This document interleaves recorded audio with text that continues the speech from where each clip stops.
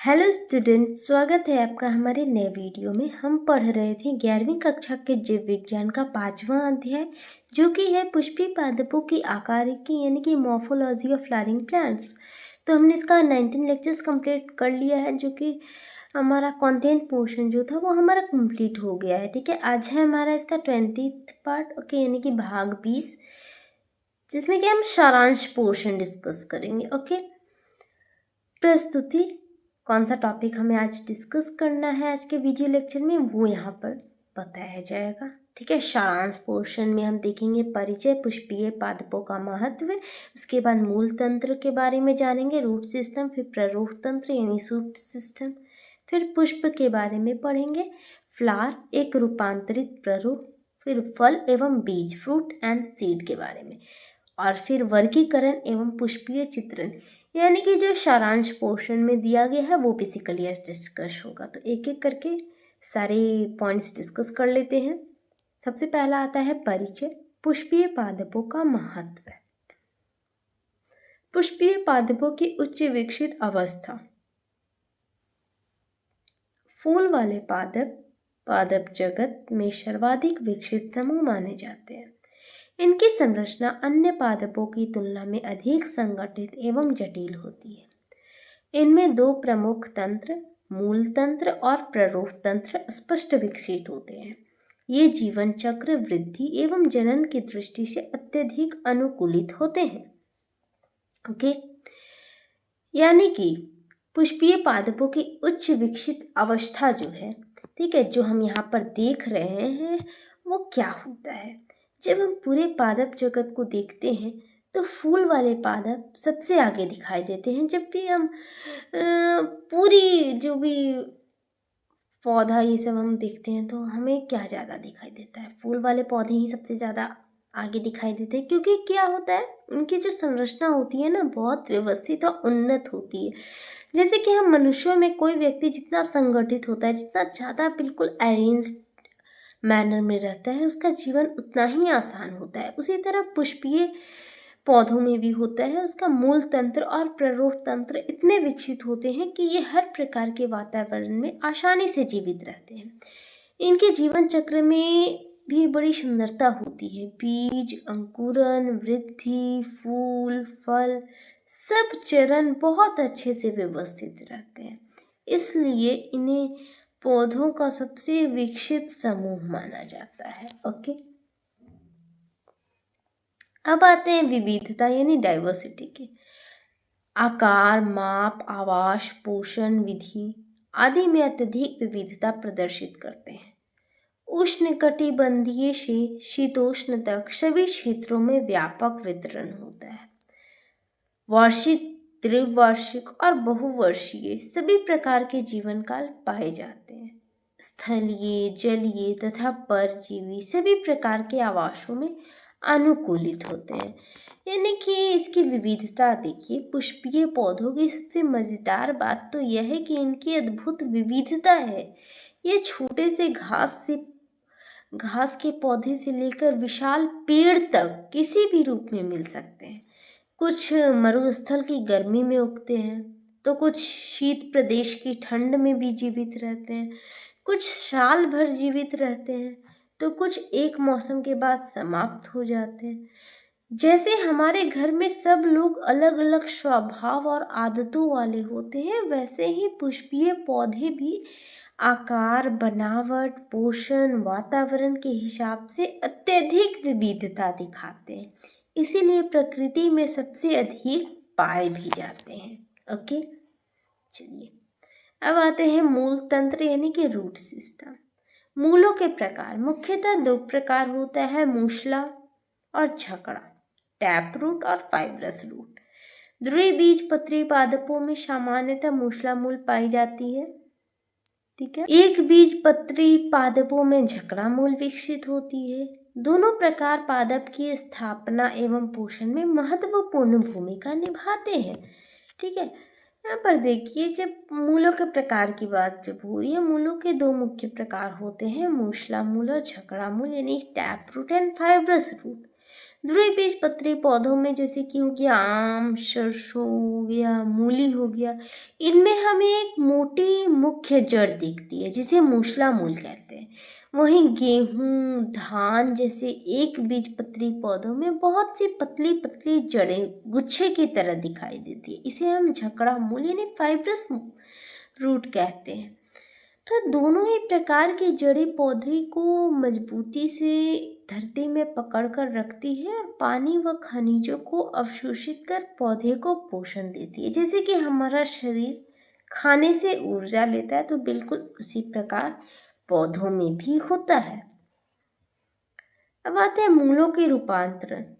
भोजन संचय हेतु जैसे कि गाजर मूली में, यांत्रिक सहारे हेतु जैसे वट वृक्ष के प्रपादक मूले, श्वसन हेतु जैसे जुआ न्यूमेटोफोर्स में, चढ़ाई आसंजन हेतु लता पौधों में आरोही मूले जो होती हैं। ठीक है, यानी कि कई बार जड़ें अपनी मूल भूमिका बदलकर विशेष कार्य भी करने लगती है। जैसे कि गाजर और मूली की जड़ें भोजन संग्रहित करती है, इसलिए वे मोटी हो जाती है। वट वृक्ष की प्रवातक जड़ें हवा में लटककर पेड़ को अतिरिक्त सहारा देती है। जैसे किसी इमारत में अतिरिक्त खंभे लगा दिए जाएं। ठीक है, जुआ के पौधों की विशेष प्रकार की श्वसन जड़ें होती हैं, जल भराव वाले स्थानों में सांस लेने के लिए ऊपर की ओर निकलती है।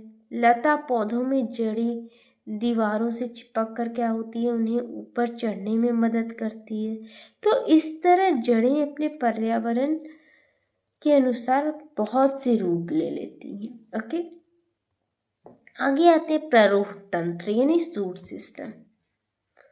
तने की सामान्य विशेषताएं हैं। तना सदैव गांठ यानी नोड्स और पोर इंटरनोड से मिलकर बनता है। बहुकोशिकीय रोमों की उपस्थिति तने की पहचान में सहायक है। तना प्रकाशानुवर्ती फोटोट्रॉपिक होता है, प्रकाश की ओर बढ़ता है। तना ऊपर की दिशा में शाखित एवं हरा पाया जाता है। देखिए, तने की समान विशेषताएं हैं।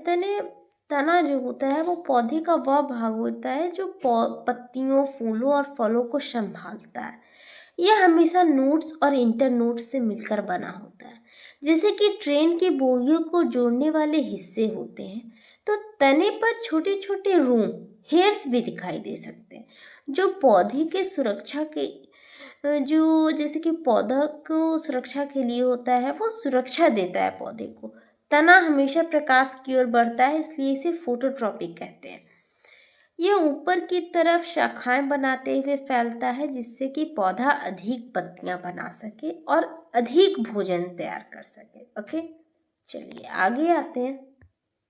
पत्तियों की मूल विशेषताएं क्या है। पत्ती गांठ से विकसित होने वाला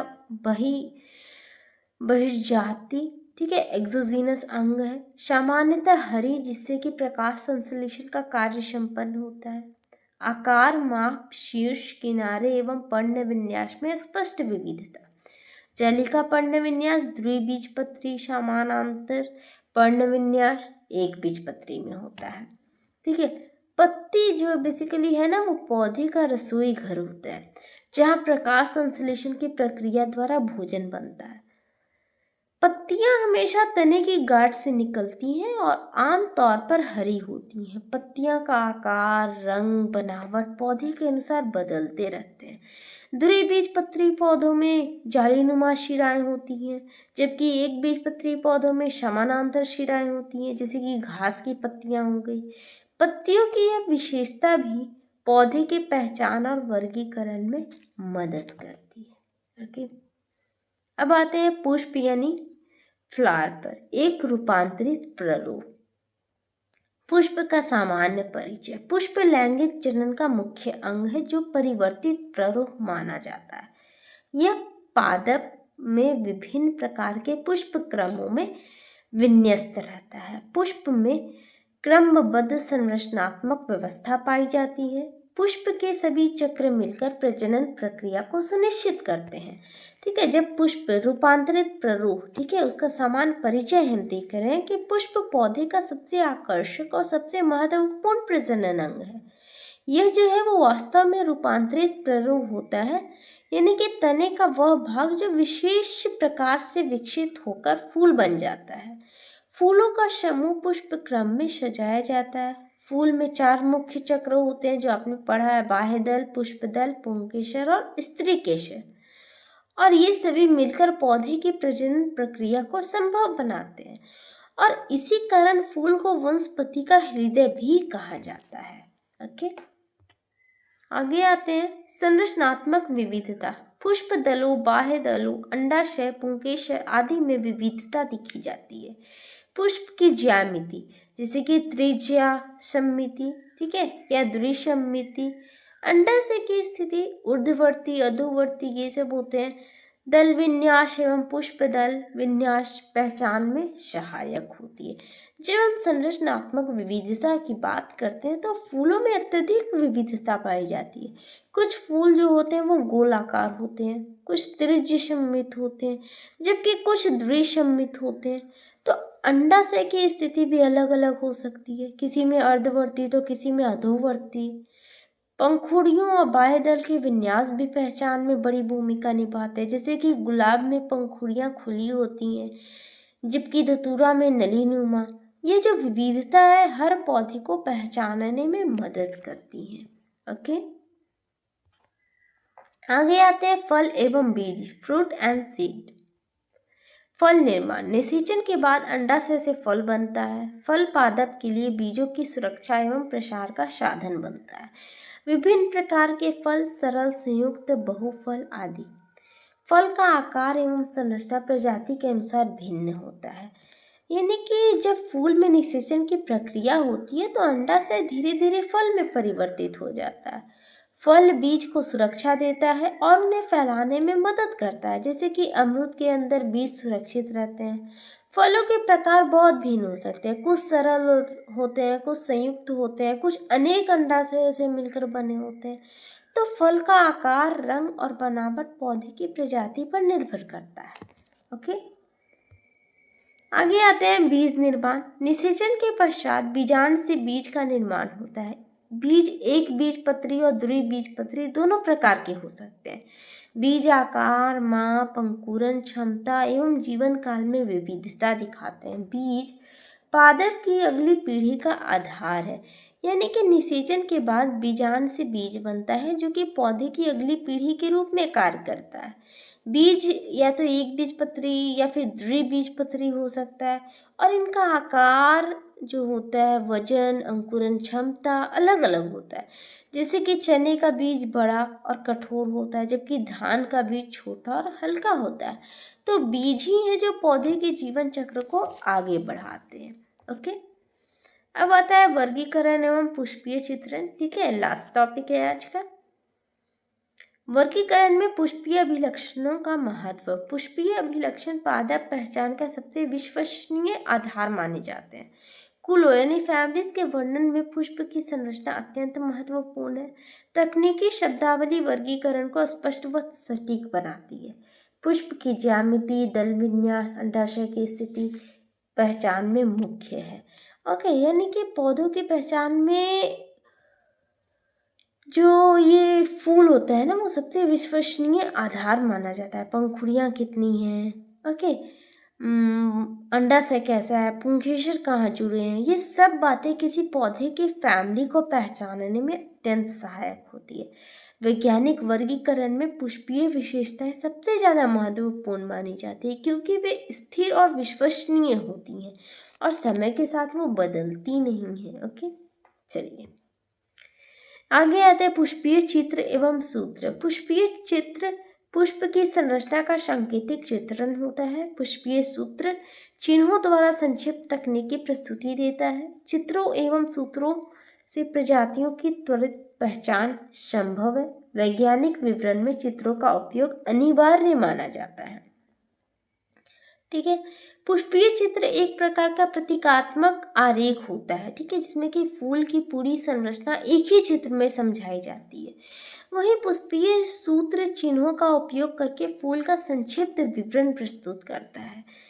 इन दोनों की मदद से कोई भी छात्र, ठीक है, या फिर वैज्ञानिक पौधे की पहचान बहुत ही जल्दी कर सकता है। यह एक तरह से वनस्पति विज्ञान में सीखने और पढ़ाने दोनों के लिए बहुत ज़्यादा आवश्यक उपकरण आप कह सकते हैं इसे। ओके, और पुष्पीय चित्र एवं पुष्पीय सूत्र के बारे में मैंने पिछले वीडियोस में पढ़ाया भी है। ओके, वहाँ से भी आप देख सकते हैं। ठीक है, तो फिर अब आता है संक्षेपण, यानी आज की क्लास में हमने क्या क्या पढ़ा। आज हमने देखा परिचय, पुष्पीय पादपों का महत्व, फिर हमने मूल तंत्र पढ़ा, रूट सिस्टम, फिर प्ररूप तंत्र पढ़ा, शूट सिस्टम। उसके बाद हमने पुष्प यानी फ्लावर, एक रूपांतरित प्ररूप है किस तरह है वो हमने जाना। फिर फल एवं बीज के बारे में पढ़ा, और फिर वर्गीकरण एवं पुष्पीय चित्रण पर चर्चा की। ठीक है, तो बेसिकली आज का जो हमारा लेक्चर था वो इस चैप्टर का सारांश पोर्शन था। चलिए, तो इसका क्वेश्चन आंसर बचा हुआ है, तो हम लोग मिलते हैं अगले वीडियो में। आज के लिए इतना ही, धन्यवाद।